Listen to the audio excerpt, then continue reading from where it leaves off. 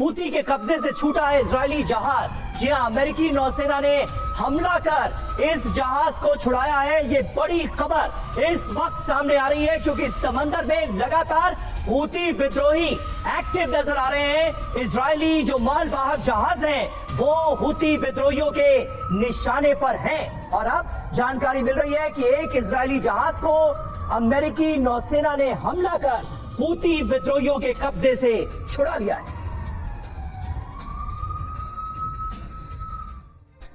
तो हूती विद्रोहियों के शिकंजे से जहाज को कैसे छुड़ाया गया, अमेरिकी नौसेना ने कैसे इस ऑपरेशन को अंजाम दिया, आपको दिखाते हैं।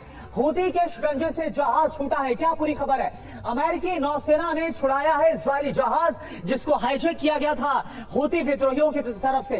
यमन पोर्ट तक पहुंचने से पहले ही बाकायदा हूती विद्रोहियों से छुड़ा लिया गया। यूएसएस मैसन डिस्ट्रॉयर की मदद से इस जहाज को छुड़ाया गया है, जो खबर आ रही है। जी हाँ, इससे पहले भी जिस तरह से जो स्ट्रैटेजी रही है हूती विद्रोहियों की, यमन के बिल्कुल पास ले जाकर पोर्ट पर खड़ा कर देते हैं जहाज अगवा करने के बाद। अब बीच में ही ये ऑपरेशन अंजाम दिया गया और छुड़ा लिया गया। अदन की खाड़ी में इसे हाईजैक किया था हूती विद्रोहियों ने और हूती विद्रोहियों की मंशा इसके पीछे यही थी कि इजराइल से इसके बदले डील की जा सके। 5 हूती विद्रोही छोटी नाव से भागे इस अमेरिकी ऑपरेशन के बाद, ये साफ तौर पर कहा गया है। और इस ऑपरेशन से जुड़ी एक और डिटेल हम आपको आगे देंगे। इस बीच अहम खबर, अदन की खाड़ी में यूएसएस मैसन पर मिसाइल हमला हुआ है। लक्ष्य से पहले ही मिसाइल गिरी, हूती विद्रोहियों ने दागी थी मिसाइल, ये जानकारी सामने आ रही है।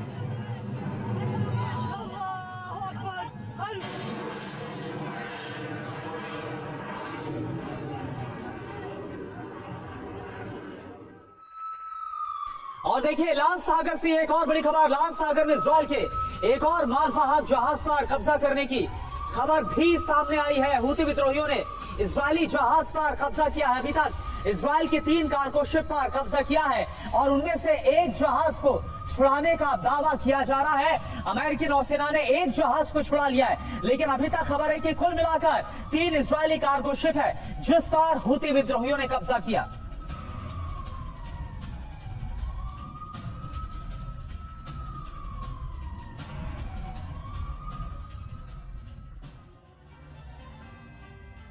और गाजा में युद्ध विराम के बाद इजरायली सेना वेस्ट बैंक में लगातार चला रही है ऑपरेशन। वेस्ट बैंक में इजरायल ने कई जगहों पर बमबारी की है।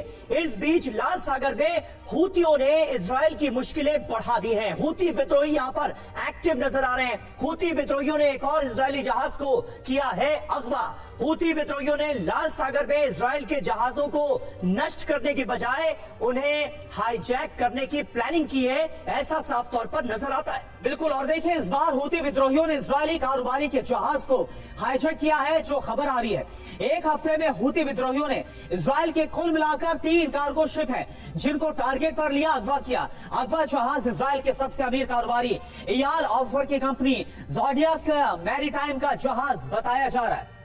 जी हाँ, इयाल ऑफर की ये कंपनी है ज़ोडियक मैरीटाइम और उसका ये जहाज है और यही वजह है इसे अगवा करने की, क्योंकि इसका ताल्लुक इजराइल से है। यही अपने आप में बड़ी बात है और हूती विद्रोहियों की ये स्ट्रैटेजी साफ तौर पर नजर आ रही है कि इजराइल के जहाज को अगवा किया जाए, इजराइल से डील की जाए। दुनिया के सबसे बड़े अंतर्राष्ट्रीय जहाज ऑपरेटर्स में से ये एक है, जिस कंपनी का हमने आपको नाम बताया। ज़ोडियक मैरीटाइम कंपनी के पास 128 जहाज हैं। अब सोचिए, इस पूरे रीजन में कितना बड़ा खतरा पैदा कर दिया है इन हूती विद्रोहियों ने, क्योंकि लगातार वो मालवाहक जहाजों को बना रहे हैं निशाना।